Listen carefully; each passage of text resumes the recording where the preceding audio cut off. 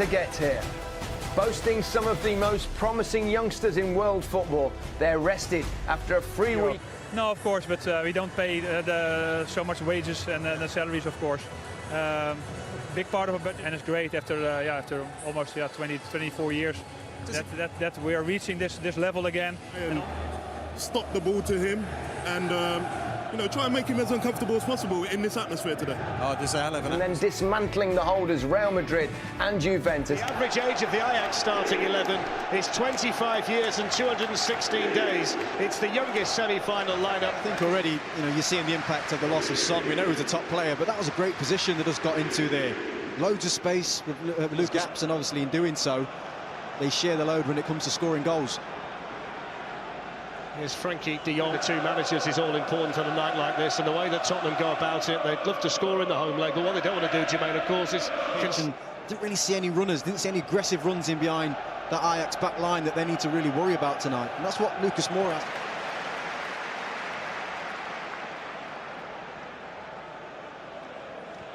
It's not been a team that's changed an awful lot during the Champions League run. It's been a tried and tested system and a tried and tested group, and Eriksen's managed to get away from two of them. And then quickly in with the challenge. Position, plays the ball, dictates the tempo, but when they lose it, he's there to help out his centre-halves. And now the Brazilian David Neres. And the challenge made over there for Tottenham by Kieran Trippier. His team in the press conference yesterday, Mauricio Pochettino, says he has no issues with how his players will handle the occasion tonight, and no real...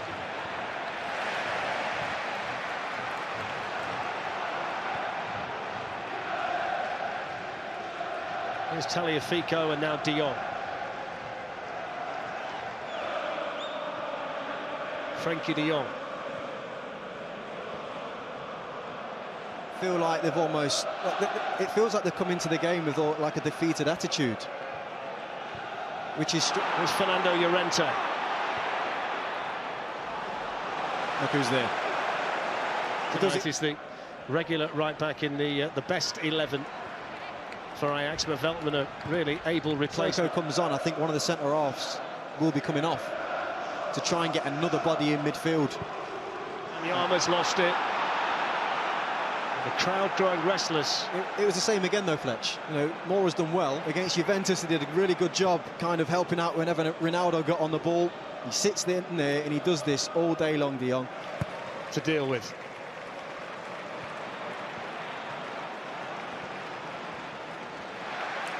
He's a tough cookie though, isn't he, Jan Vertonghen? If anybody had any doubts about that, they've been erased tonight. That was a fearful bang. There's Frankie de Jong. Ziyech. To the second half, to seeing these boys in picture come out there. They have to start as well. Just the old-fashioned English way, get the runners. Every time a player gets it, in that dressing room at half-time, they'd be saying, I've got one option. There's Lucas Moura. Tottenham have made a good start. Much better start to the second half than they made to the first. The possession stats have levelled up quite significantly from the numbers we were seeing early in the match. And Tottenham trying to press Ajax on the restart. Ultimately, Wanyama gets the challenge in on Frankie de Jong. Tagliafico got his head to it, might have caught Daley Blind in the process. Increasingly annoyed with how long it's taking Andre Onana to restart the game. Because Ajax are so good at getting players forward really quickly.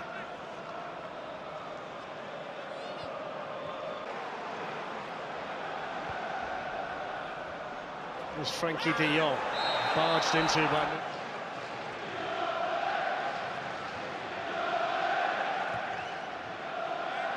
Trippier finds Lucas Moura again. He skips away from Frankie de Jong. He will throw his weight around Moussa Sissoko. Minutes. Oh, that's twice now. He's been caught.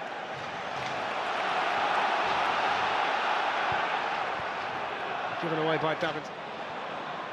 Llorente found by Trippier. De Jong was in there, nibbling away. Tagliafico as well.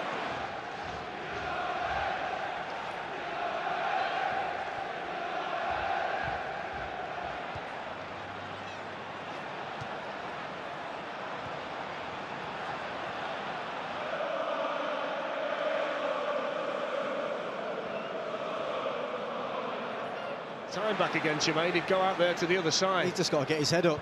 You know, he's kind of got himself into that mode where he's going to try and take everybody on. On the move. He spots the run of Danny Rose. Llorente waiting for the cross. It was a poor one. Frankie de Jong headed it away. Trippier there for Tottenham.